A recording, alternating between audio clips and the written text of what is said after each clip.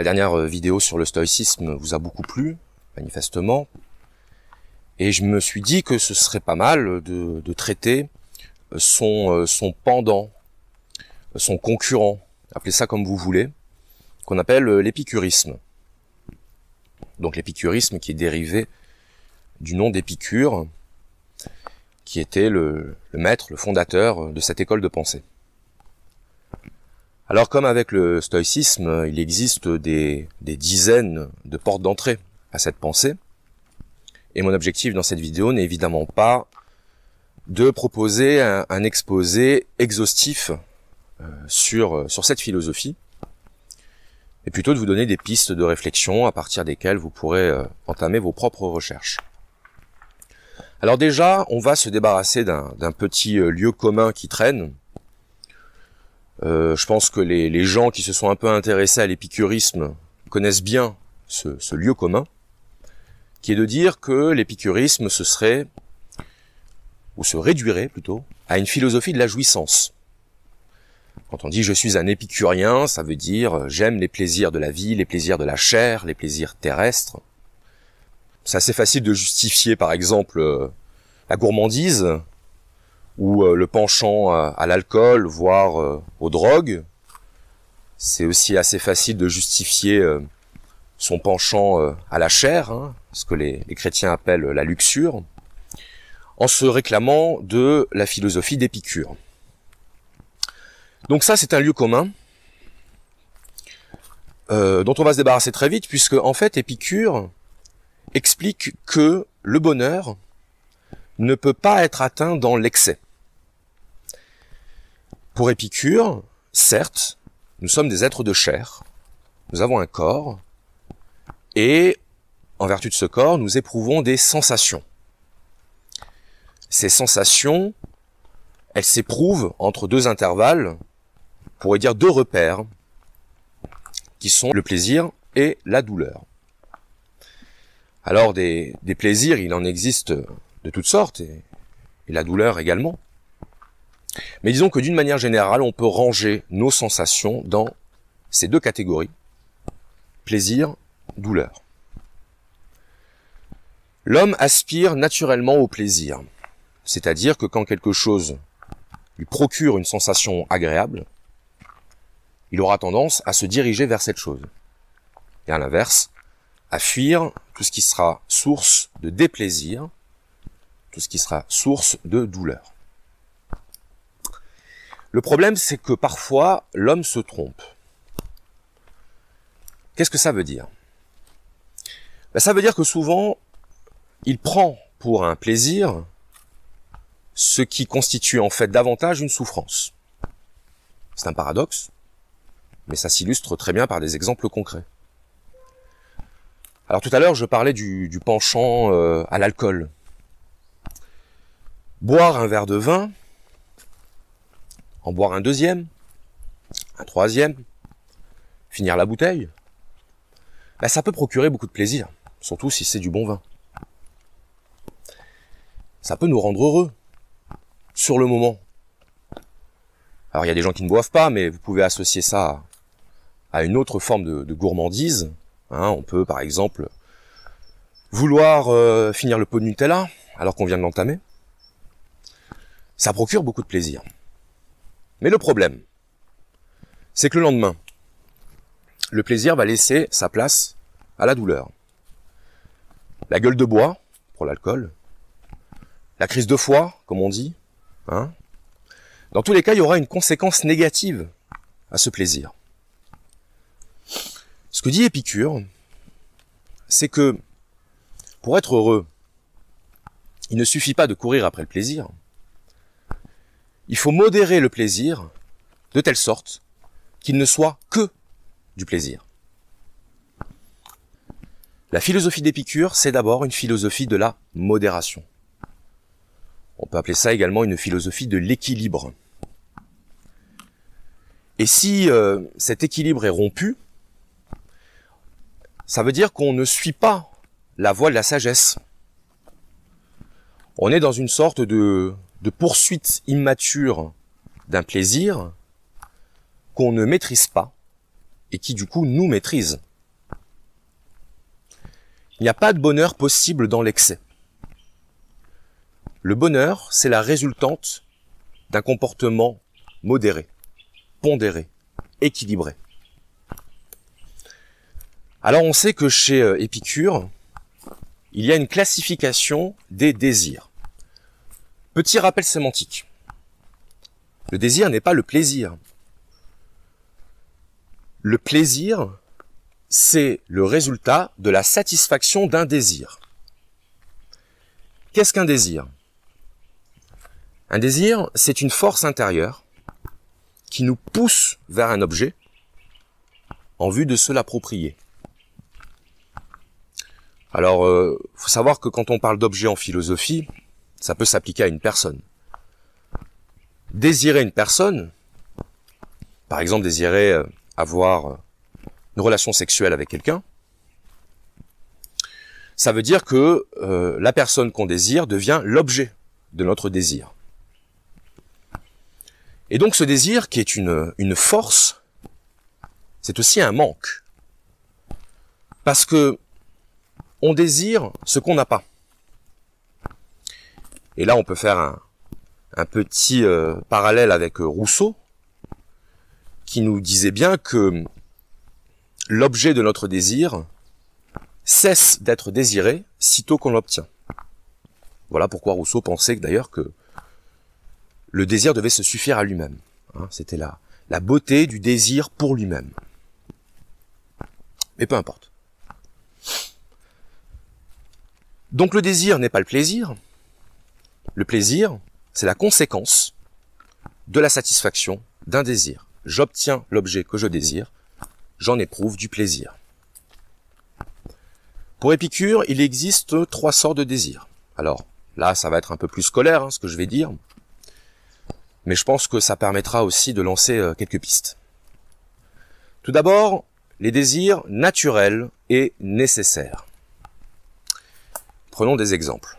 Manger est un désir naturel et nécessaire. Nécessaire à quoi?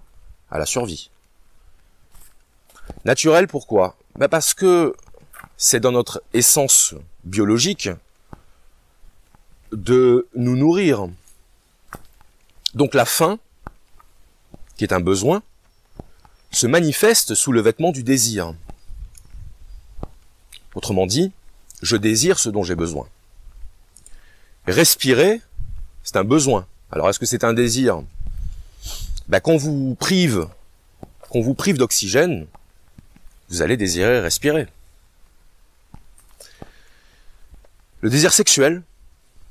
Alors le désir sexuel, je sais qu'il y en a qui vont polémiquer en disant qu'on peut très bien ne pas avoir de désir sexuel. C'est vrai. Le fait est qu'à l'échelle de l'humanité, je dis bien à l'échelle de l'humanité, si nous n'avions pas de désir sexuel, l'humanité s'éteindrait. Donc l'humanité a besoin de se reproduire pour se perpétuer. C'est presque une tautologie que de le dire. Épicure nous dit que les désirs naturels et nécessaires doivent être satisfaits. On n'a pas le choix. Donc pas de problème pour ces désirs-là. Viennent ensuite les désirs naturels, mais non nécessaires. Je disais tout à l'heure que manger était un désir naturel et nécessaire, mais manger une entrecôte avec une sauce au poivre, une sauce roquefort, accompagnée d'un petit verre de Pic Saint-Loup, je vais défendre ma région. C'est naturel. Pourquoi c'est naturel? Parce que sur le plan gustatif, c'est agréable. Et on a dit tout à l'heure que l'homme poursuivait naturellement ce qui lui procurait du plaisir. Est-ce que c'est nécessaire? Non. C'est-à-dire que je n'ai pas besoin de manger un mets raffiné pour me nourrir. Un morceau de pain et une bouteille d'eau peuvent très bien faire l'affaire. Mais en même temps, j'en éprouve le désir. Alors que faire? Eh bien, Épicure nous dit que ces désirs-là, les désirs naturels et non nécessaires, peuvent être satisfaits avec modération. On rappelle que la modération, c'est la limitation dans la satisfaction des désirs. Hein, vous connaissez le slogan, à consommer avec modération, un verre, 2 verres, pas plus. C'est un peu ça l'idée. Voilà pour la deuxième sorte, la deuxième classe de désirs, naturels et non nécessaires. Et enfin, nous avons la troisième catégorie des désirs qui sont les désirs non naturels et non nécessaires. Exemple, manger une bonne entrecôte avec un bon verre de vin dans une assiette en argent ou avec des couverts ornés de pierres précieuses. Alors là, pour Épicure, ça y est là, on a franchi la barre. On a franchi la limite. Ce sont des désirs vains. Ce n'est ni naturel ni nécessaire. Ce n'est pas nécessaire, mais ça, j'ai pas besoin de vous réexpliquer pourquoi. Ce n'est pas naturel, nous dit Épicure. Pourquoi? Parce que c'est l'expression de ce qu'on pourrait appeler, avec un terme un peu barbare, une dégénérescence. Une dégénérescence, c'est-à-dire que, naturellement, l'homme n'éprouve pas ce besoin. Il éprouve ce besoin à partir du moment où il y goûte. Et à partir du moment où il ne parvient pas à maîtriser ce désir mégalomaniaque. Si vous préférez, les désirs non naturels et non nécessaires témoignent d'un dérèglement. C'est une pathologie. Et la meilleure preuve, c'est que, à partir du moment où on franchit cette limite des désirs non naturels, on tombe dans l'addiction. L'alcoolisme, encore une fois, la toxicomanie, qu'est-ce que c'est? C'est augmenter les doses progressivement pour retrouver cette sensation initiale qu'on ne peut plus éprouver à partir du moment où on s'habitue au plaisir.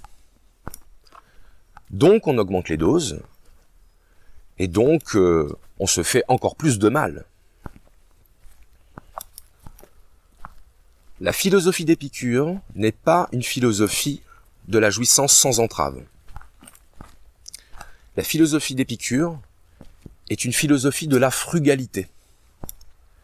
C'est une philosophie de l'économie des plaisirs. On est vraiment dans cette mentalité grecque de la maîtrise de soi, de l'équilibre, de la raison. Il faut savoir que l'épicurisme a ouvert la voie à l'utilitarisme, qui est une philosophie qui s'est développée principalement au XVIIIe siècle, sous l'influence de Jeremy Bentham, poursuivi par John Stuart Mill, qui ont, pour ainsi dire, levé la barrière de la limitation des Grecs.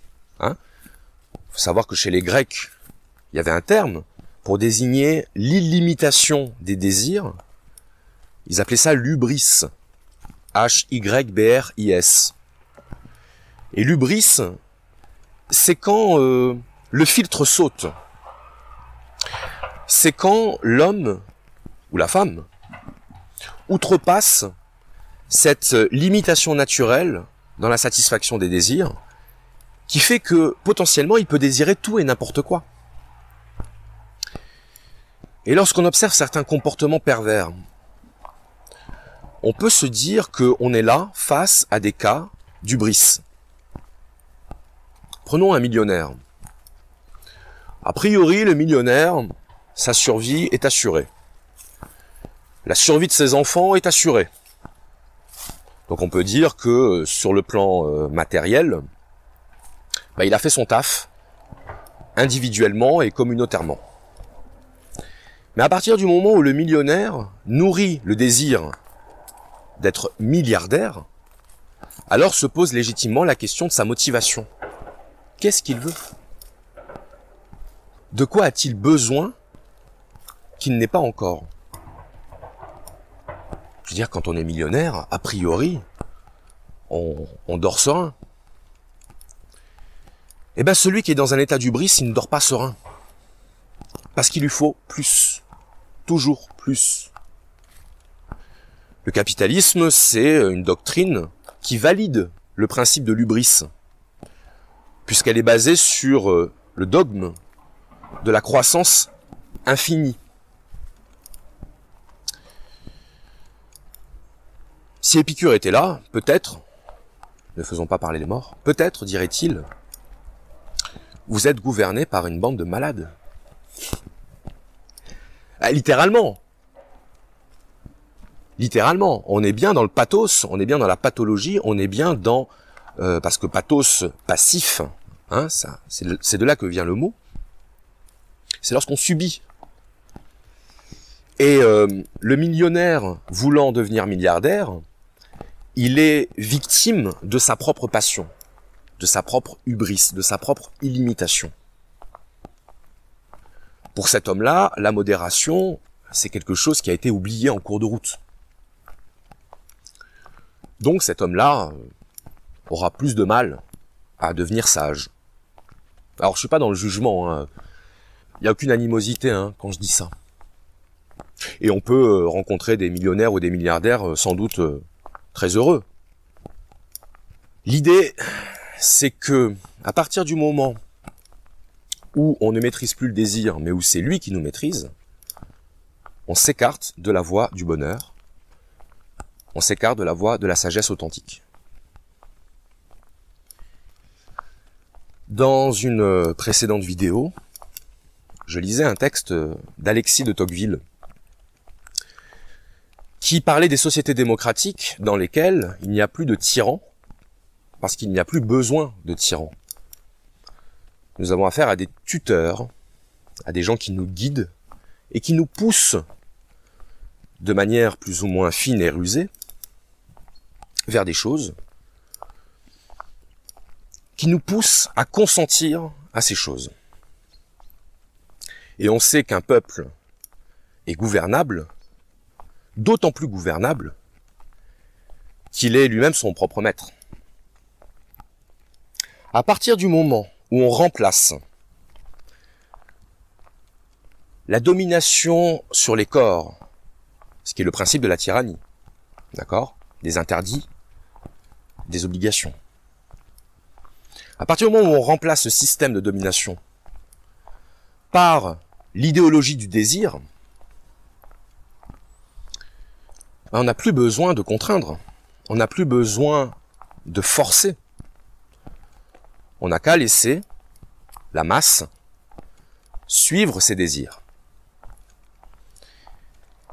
Et si en plus de ça, on conditionne suffisamment bien cette masse de citoyens pour lui faire désirer des choses vaines, selon la qualification d'Épicure, on obtient un peuple soumis, soumis à ses propres désirs.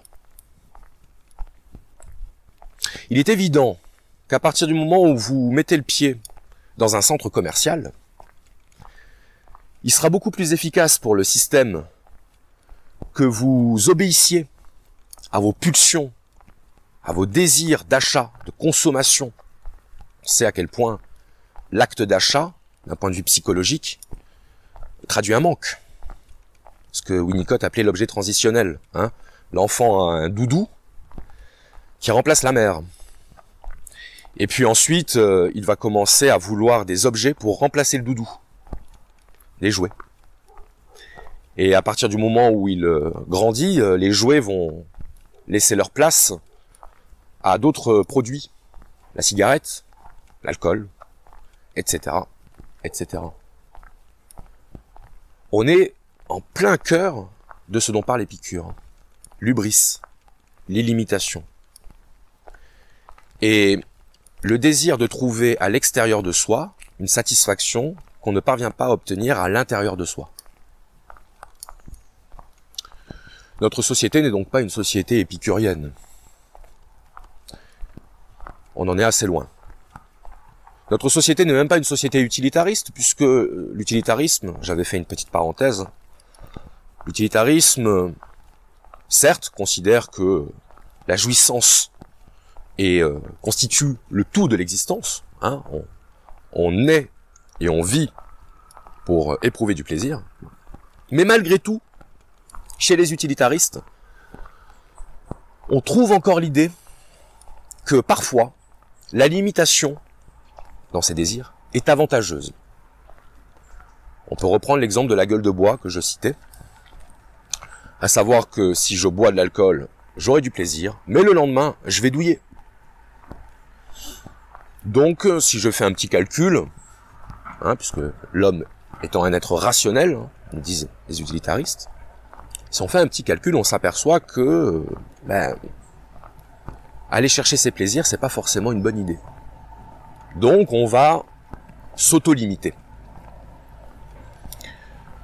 La société moderne, appelons-la comme ça, a fait sauter le verrou de cette limitation.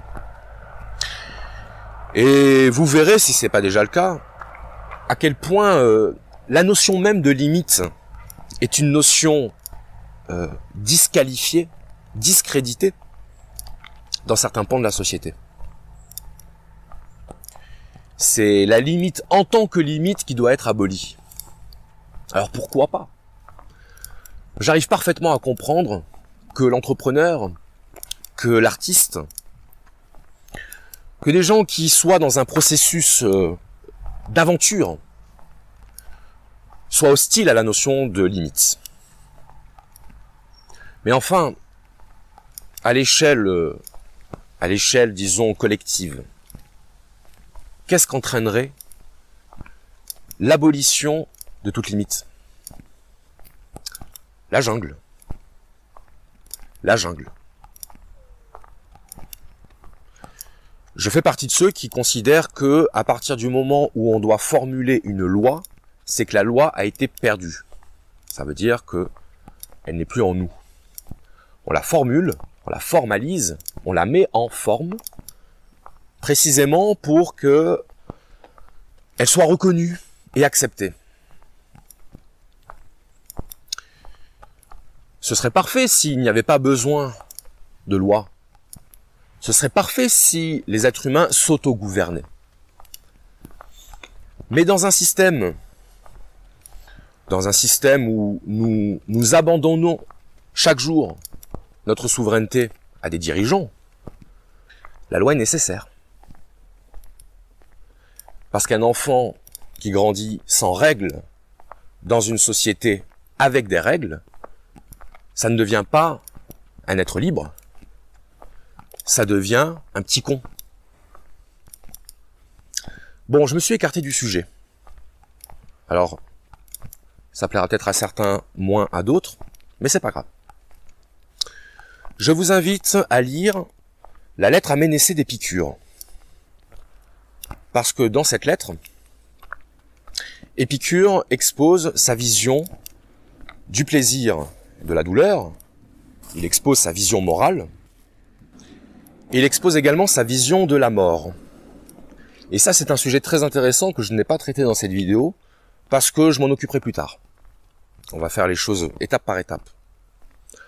En tout cas, j'espère vous avoir donné quelques éléments de réflexion. Je vous remercie pour votre attention. À bientôt.